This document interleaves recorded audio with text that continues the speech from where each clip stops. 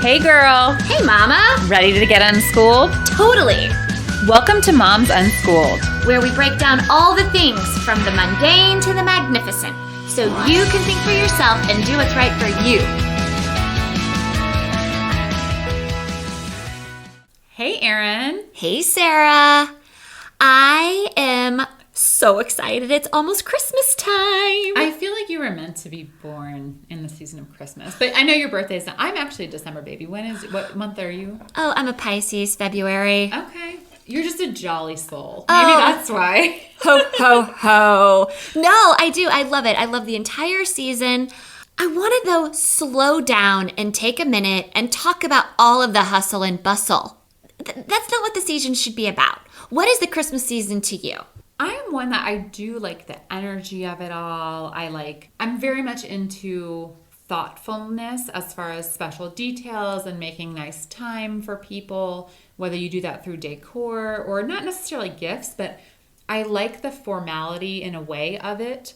I like special occasions. Yes. But only if they're comfortable and special in that regard. I don't like forced formality. Sure. So you love it because of the goodness, not because you feel like you have to do it traditionally. Yes. Yes, I love getting out the same decorations every year because every single thing has a story.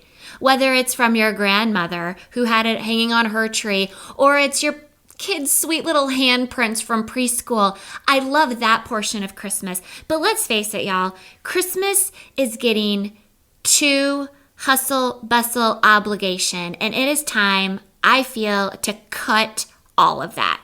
And especially now when there's almost this forcing mechanism to cut a lot. Like your December calendar is not going to look like it has in years past by default of a pandemic, first of all. So maybe this is a good opportunity to stop and be like, okay. Reset the season. Yeah, absolutely. And trust me, I love giving Christmas gifts, which is kind of ironic because it's the only time I really do like to give gifts. Gift giving is not my love language by far, but I love the magic of it all. The Christmas magic. I have the fondest memories of Christmas magic. Our house was full of the Christmas spirit and family gatherings and the food and Santa and just all of the traditions. I have great, fond memories of the Christmas magic. But I have to say, I need to take a close look at how I'm going to move forward with my young family at Christmas time. Yeah, I love the idea of stopping to reflect on your expectations for the holiday and really examining, are those expectations from outside forces that really don't matter as much? Or are you doing these things because you truly enjoy them and truly want to do them? Right. Are the Christmas gift lists getting a little too long out of obligation, or are we still staying thoughtful? That's up to y'all to decide. I know my answer to that. To the point where my middle child, 5 years ago, he woke up Christmas morning so excited when he came down those stairs and saw the magic of Christmas underneath that tree. But y'all, I have to be honest with you. The child didn't even finish opening his presents that year. Wow. That is how crazy the Christmas magic might go in my household. Wow.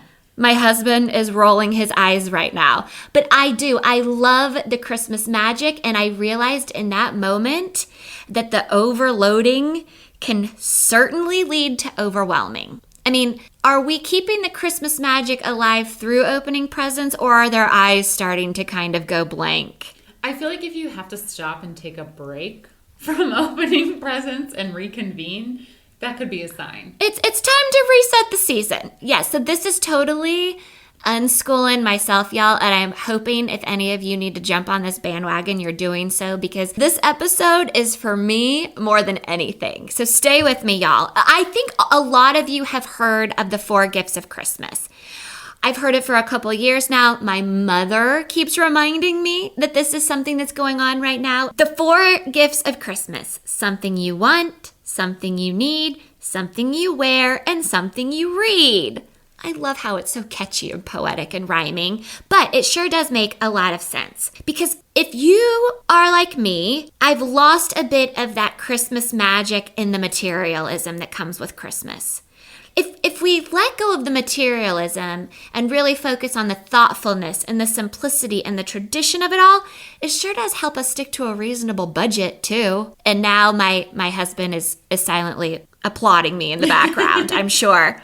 So my question with all this is, would it ruin Christmas? Would the idea of this big, ginormous, magical morning kind of lose its edge with the 4 gifts of Christmas? That's a good question. I don't know, because we don't have a specific number that we aim for. We try not to go overboard, but I do think there's some other things surrounding the holidays besides gifts that if you do scale back on, no one's going to notice. I was very much, before I had kids, very much I'm making everything from scratch. I vividly remember this is Thanksgiving, but one Thanksgiving, cutting out like a maple leaf wreath for my pumpkin pie crust. I'm sorry. We have now converted to not doing that now has not made Christmas or Thanksgiving any less special for me. Right. So you got lost in the mix of the hustle and bustle, where to some that might be tradition that they really enjoy. That is not your calling at Christmas time. Not anymore. And because it doesn't add value to my family. My son's going to enjoy and would remember a homemade pumpkin pie, whether or not it has a laurel leaf surrounded of maple leaves.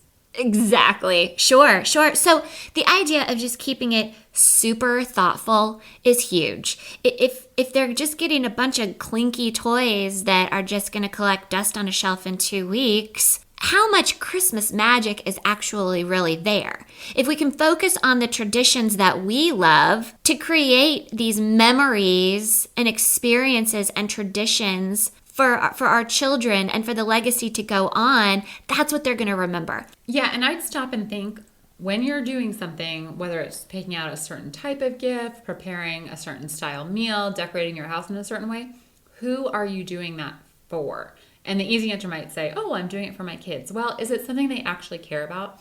For example, I remember when my son was 3, I had this vision, just because, I'd probably seen it on a Norman Rockwell plate, about having this like toy train going around the Christmas tree that morning. This piece of junk, I was so excited to order it. It came. It was like such a piece of junk.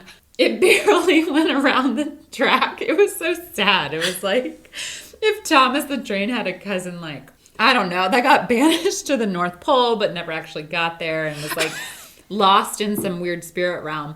That was this janky little train. And my son could care less. But I did that all really for me, right?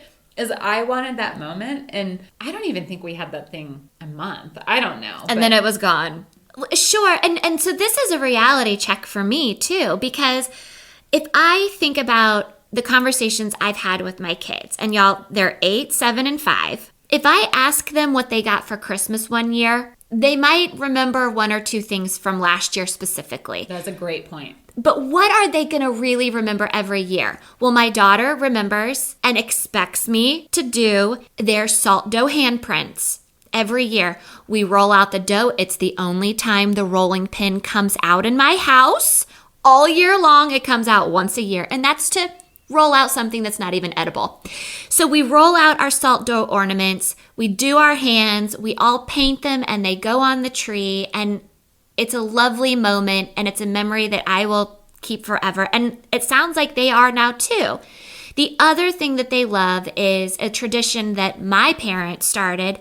We had a jumbo coloring book of 'Twas the Night Before Christmas. And I remember Christmas Eve every year, my brother and I jumped up on my dad's lap and he read the huge coloring book to us. And after that, we colored the next page in the book, and my mom wrote a quick little message about what was going on in our family that year. My mom, bless her heart, she bought us a jumbo coloring book when I had my first child, and they look forward to and enjoy that aspect of Christmas. That's great. So you're really more geared toward the simplicity and thoughtfulness of what you are doing. Because that's what they're going to remember. It really is. One thing I want to mention here is you and I have talked a little bit about, I'm finding more benefits in my life and our family the more minimalist or simple we're starting to keep things. And I wanted to clarify though, minimalism is not about just having less stuff. It's more about putting the things that are right for you in your life, realizing when that's enough. You don't need to necessarily add more because you feel like you should or because it's on sale or whatever. It is about just putting in your life what is adding value to you and taking away anything else that is distracting from that. You can be a minimalist and there's not a certain number of things you need to have. It sounds like minimalists can have lovely traditions, their bin of Christmas that they look forward to getting out every year. It's not a number. It's just a mentality of simplifying your life so you can enjoy those things. Yes, and there's a couple quick points here that I wanted to share quickly. An article from Practical. She really summarizes what being more minimalist around the holidays might look like. It's not necessarily, you walk in and you have the Charlie Brown Christmas tree and nothing else, right? It's not about that. She writes, a more minimalist Christmas means less stress. Duh. Less stress leaves more room for joy. If you're not rushing around, you might take more time to notice, like you said, your kids doing that coloring book or something like that. A minimalist Christmas means not doing the things you don't want to do. Is there something, I was trying to think, is there something you feel like you have to do around the holidays? Oh, I have one. I hate sending Christmas cards. I used to enjoy it.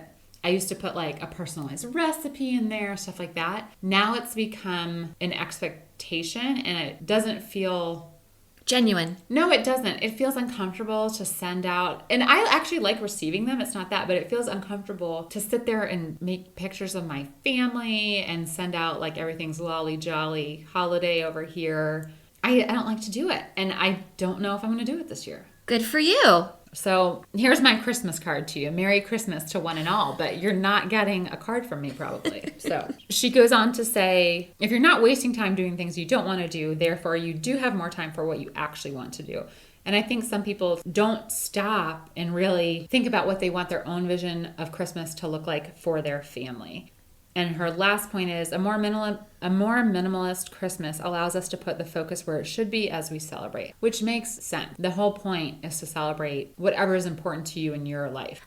I love that because with the hustle and bustle, and not this year because teacher, mama, principal, her Christmas party is going to look a lot different than they did in school last year. But, with school pageants and Christmas parties and the work parties that have to be attended, but we're also doing a neighborhood Secret Santa. What about the cookie drive? There's so much hustle and bustle. I love the idea of having a conversation with the kids saying, what are your favorite bits of Christmas? I doubt they're going to say the holiday cookie drive. They probably just want to eat. They don't care where the cookies are from necessarily. They're just happy to get them. My children don't even know there's a cookie drive because, like I've already established, I don't bake. So there's that. That's something that definitely doesn't enter into my house anyway. But it might be stressful for you all listening. No, so I love the idea of talking to the kids saying, is there something you would like to add that could become a tradition? Oh, I like that. My daughter would love to go caroling. I can totally see her doing that. Yes. And so why not slow down the hustle and bustle to give her an evening of that? If that ain't a memory, I don't know what is. Yeah. Well, send her here. Yes. With the 4-gift rule, there might be some questions. And our sweet people over at Happy You, Happy Family blog ask a couple questions for us. So with the 4-gift rule, do you follow that for stockings? I would say no. No, but it's also starting to still think more thoughtful. So add a card game for the family to play. I'll specify between thoughtfulness and functionality, meaning, yes, somebody needs a toothbrush, but okay. I don't think that needs to be, that's not necessarily a magical stocking stuffer, but go ahead. No, however, Santa loves leaving us things like that in our stockings. Things that we're going to need. So toothbrushes, ponytail holders, chapstick. Okay. Those are huge stocking stuffers Okay. in our house, but the part of me that hates the trinkety stuff also appreciates that stuff, and I just have a bin so I don't have to go to the store next time Santa totally hooked us up. Okay, I'll allow the toothbrushes. I'm thinking more like staples or paper clips. Okay. Just Yes. something to unwrap. Yes. Okay. Not necessarily functional for a 5-year-old. Sure. Okay, so how do you handle it when your kids expect more than 4 gifts for Christmas? So I loved her answer. One that I really want to incorporate into my family is find a higher calling. Find that organization that you would love to volunteer, donate your time, donate your money to, really get your kids involved. When my husband worked with the reserves in Indiana at one point, we got to really work hard and see what Toys for Tots was all about.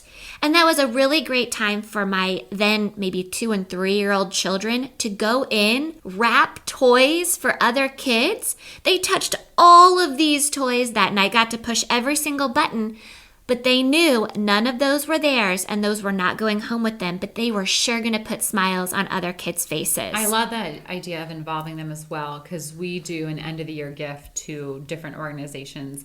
The 3 of us, we're a family of 3, each have a certain amount of money, and we can choose individually what organization we want to support, or we can pool it together if we want, things like that. And so last year it was really fun to show my son his different options and to see what he picked. So that was cool. Neat. What about, I'm a big fan of giving experiences. Like, I know it's kind of might be hard this year, but passes to the zoo or movie tickets or something like that. Just not necessarily a physical gift. Yeah, I think that is a great time to get the grandparents involved. Yes. If you are trying to go more minimalist to simplify and enjoy the experiences and traditions of it, nothing screams that more than grandparents' involvement. They want to give those special gifts. But we also, if we're trying to kind of minimize the gift giving to really those super thoughtful things, why not include them on, a grandparent day out or Legoland passes for the day where they get to go spend that quality time with these kids? Those are some really big ticket items. And if the grandparents are really into that, that is something that not only is super thoughtful, but it's going to have lasting memories with those children. So absolutely, purchases can be on experiences and quality time together. Here's another one. What about gifts from siblings to one another? If you're in the 4 gift giving, I think sibling gifting is a great idea. I still do. Do you have them get a gift for each sibling, or they pull a name and get one for one designated sibling? Well, that's up to the discretion of the family and also how many children you have. I mean, if you have 2 kids, go take them on a shopping day where they can really get excited about picking out a present for their loved one, their sibling, because it's also adding to their idea of giving. We're helping them learn about that and teaching them about the selflessness of the season. So yeah, 2 or more kids, a secret Santa can absolutely happen, pulling out of a hat. My children would never be able to keep the secret. But still, it's fun. There was we're all Marine Corps spouses over here, y'all. So I have this one fond memory of one of the bases we lived at. My kids were, 4 and 6 years old, but the thrift store opened up for one day and you had an appointment for your children and you stood outside while the volunteers at the thrift store walked your children around and let them pick out things for their family members. I love that. That's so fun. It was precious. And so you just sent in, $10, $20 and wrote on the envelope how much they could spend. And they kind of interviewed mom before. Who all are they? Right. Who are they buying for? How old is that sibling? Oh, I love that. They even brought a coffee mug home for dad and, a flower vase for mom. It was really empowering for them, and they really felt the Christmas season and the magic of giving. That is really fun. I love that. Something silly we do, but I think it's fun, is to give gifts to other people's dogs. Or it's just something my son has enjoyed doing, because he likes when his dog gets a new bone or whatever, just so. I don't know. Maybe this year some lucky dogs on the street will get something from my son. Well, that's precious because that's something that he's really enjoying. That is the gift of giving, and it's adding to the Christmas spirit for him. And it's a tradition he wants to continue. And those dogs are not going to regift it, so that's fine. They will enjoy every single one of those gifts. Okay, last question. How do you handle Santa gifts? We do gifts from Santa, and my parents did that as well. Like, they did gifts from mom and dad, but also Santa gifts. I think it's special, so that's something that our family has done. I think so too. Santa is so magical this time of year, and I think we just have to explain to Santa that we understand that more and more kids are born every year, and he has to spread those presents out. We are okay with, one or two special gifts from Santa, but we also know that he's got a lot of kids to see in the world, and that we are very understanding of his time and all the work that's done in the workshop.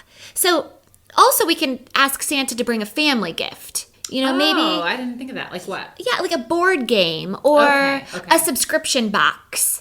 Oh, I like that. We Okay. love little passports. It's almost a geography, social studies, history box that comes in the mail every month, and it pertains to different ages, get different levels of uniqueness for things like Rome or Greece, and they map it, and they get to see specific landmarks in those different areas and foods to eat. So that are magazine subscriptions. There's Kiwi crates that are science boxes that you can look forward to. So maybe ask Santa to bring those for the tree as well. That's a great example of a gift that it's still a physical product, but it is about an experience. It's about family time and figuring out something together and having something to look forward to during the year when that box shows up or whatever. So I really like that idea. So however you choose to go forward this season, whether you're making a conscious effort to be more simplified, even more minimalist, just remember, hit reset this year, y'all. Do your best to slow down the hustle and bustle, find the tradition, the experiences, and the things that are going to add to those memories. And you're not getting a Christmas card from me. Thanks for listening to Moms Unschooled. Subscribe on YouTube, follow us on Facebook, or email us at momsunschooled@gmail.com. Juicy!